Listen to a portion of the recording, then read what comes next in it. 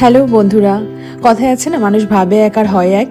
তো দেখো, আমার পছন্দ ছিল ওই স্পিড বোটটা আমরা করবো। আমি এরকমই আগে থেকে প্ল্যান করে ওখানে গেছিলাম।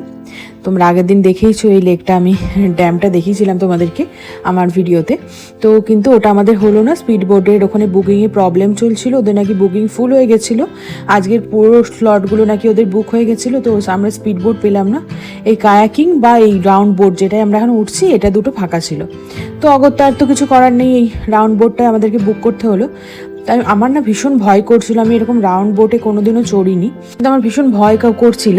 তো যাই হোক, এটার উপর বসলাম, ওরা চালানো শুরু করলো। দেখো আমি এখন একটু ভয় পাচ্ছিলাম, কিন্তু চারিদিকের ভিউ দেখছো তো, অসাধারণ ভিউ ছিল ওখানে।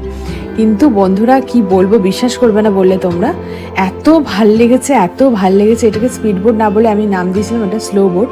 স্লোলি যাচ্ছিল, হাওয়া দিচ্ছিল, আমরা পুরো ওই জায়গাটাকে এনজয় করছিলাম। আমি মোবাইলে ব্যাকগ্রাউন্ডে একটা গানও চালিয়ে দিয়েছিলাম। এত ভাল লাগছিল, এক্সপিরিয়েন্সটা আমাদের সারা জীবন থেকে যাবে। তো জাস্ট ভিডিওটা তোমরা দেখো আর এনজয় করো।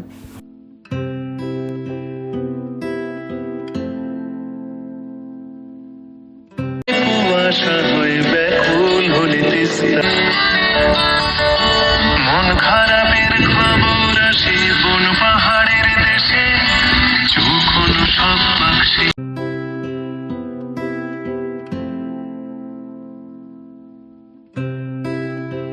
মেঘের পিঠে আসবে খবর বাড়ির বারান্দায়।